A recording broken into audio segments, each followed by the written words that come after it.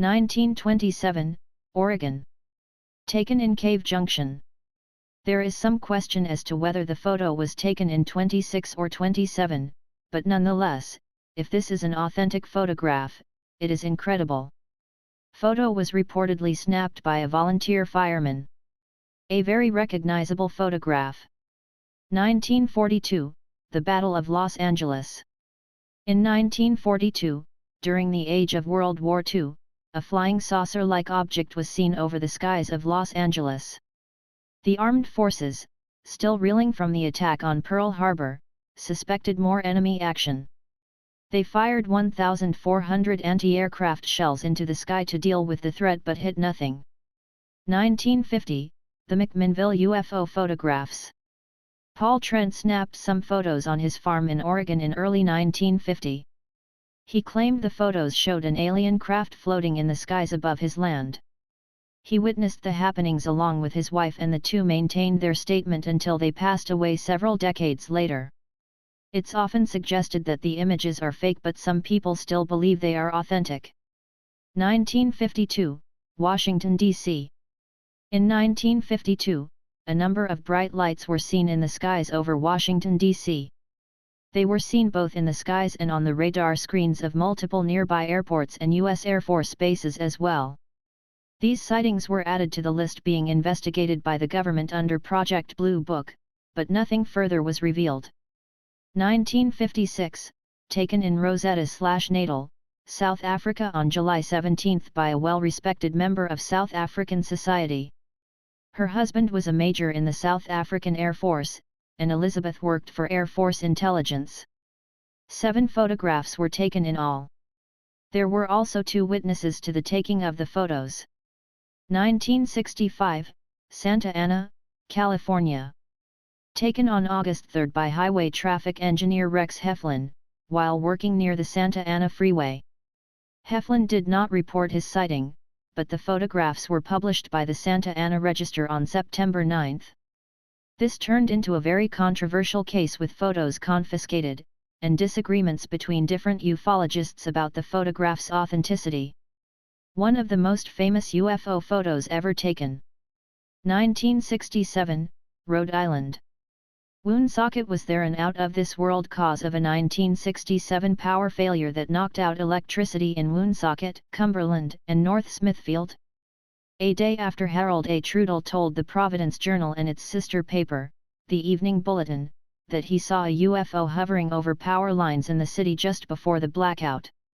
And Trudell went one step further. He produced several photos of the whirling, saucer-like craft. 1971, Costa Rica, September 4, an official mapping aircraft of the Costa Rican government took this photograph. The aircraft was flying at 10,000 feet over Lago de Cote. An investigation could not identify the object as any known aircraft. Debunkers took some stabs at it, but it is still recognized as authentic by many investigators. 1975, Switzerland. Billy Meyer's UFO photos remain unparalleled for their clarity and sheer number. Several variations of the beamships were photographed at various remote locations in the Swiss countryside, mostly between 1975 and 1982. For the bulk of his photos, Billy used a camera that was easy for him to operate, having only one arm, an Olympus 35 ECR still camera. He also filmed several sequences using an 8mm movie camera. 1979, Oulu, Finland. A picture taken by a man named Renias Niekast in Oulu, Finland, on August 11. If this is authentic, and I have no reason to think not, this is an excellent photograph, especially for the time period. 1981, Vancouver, Canada. On October 8, 1981, Hannah Roberts was traveling toward Kelsey Bay by the Isle of Vancouver. Along with friends, she stopped to take some photographs of the surrounding landscape. Several days afterwards, when the photographs were developed, they noticed in one photograph a discoidal object in the sky.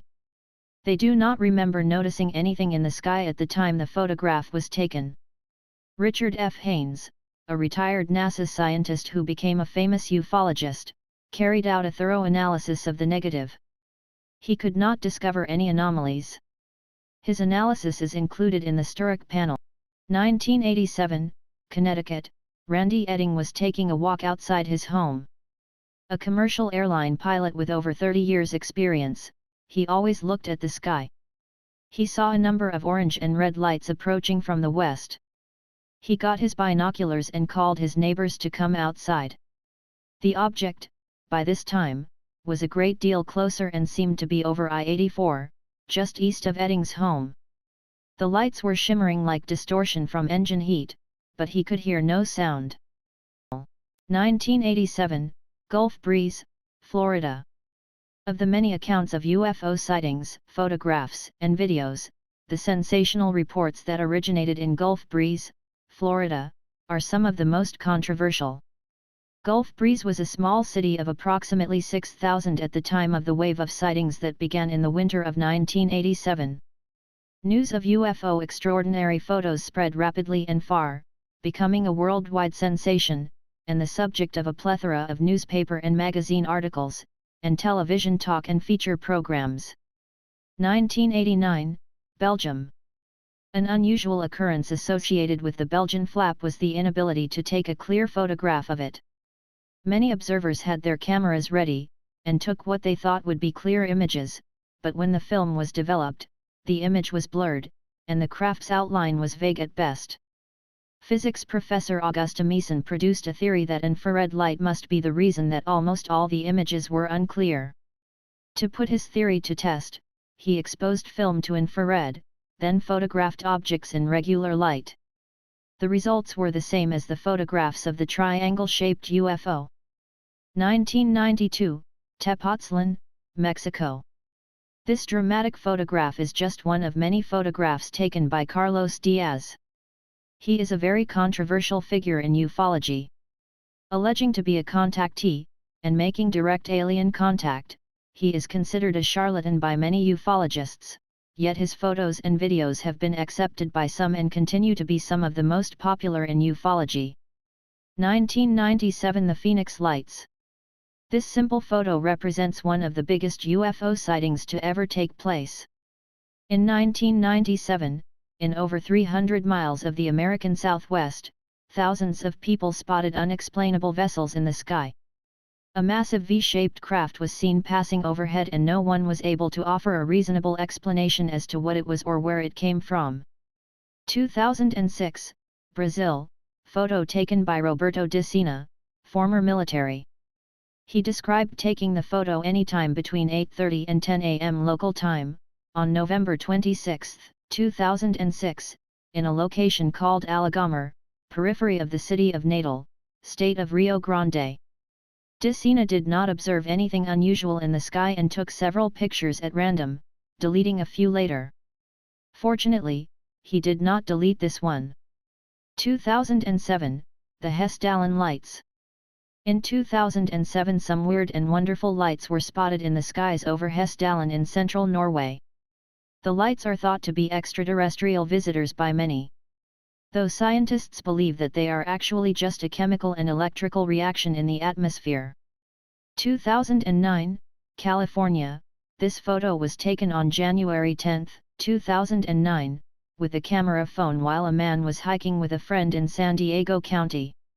The UFO appeared briefly, hovered, and then vanished just as he took the picture. If you zoom in on the picture, you can see electrical discharge coming out of the high power lines below the UFO. 2013, Shaped Fin UFO. In 2013 Corinne Federer was at Muiderslot Castle in the Netherlands. While there, she captured this photo of a tube-shaped UFO with an S-shaped fin. Naturally a blurry image, aren't they always, but one that stands out from the crowd for at least not being a saucer or just some lights floating in the sky. 2013, Cuba, island of Cayo Largo del Sur, January 7, 2013, 1827 local time. A dome-shaped disc with kind of transparent upper part and lights on the lower part was observed. It was partly metallic, and orange in color. There was calm weather, dark blue skies with some clouds. No other craft were seen in the sky at the time. There were no electromagnetic effects, and no missing time. 2018, Mexico City International Airport, April 14, 18. We have received the following information and image from aviation technician Alfonso Salazar. A luminous UFO was flying over the airport this Saturday.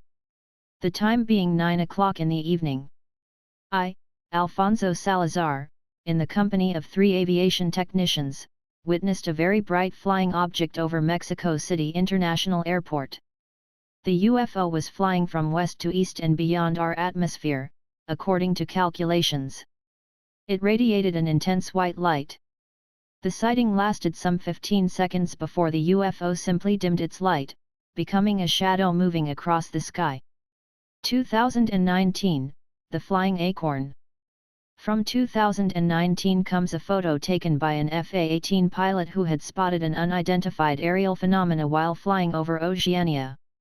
This recent sighting is just one of many reported in recent months and years, many by credible witnesses. Can they all be explained away? Thanks everyone for watching our presentation and be sure to subscribe.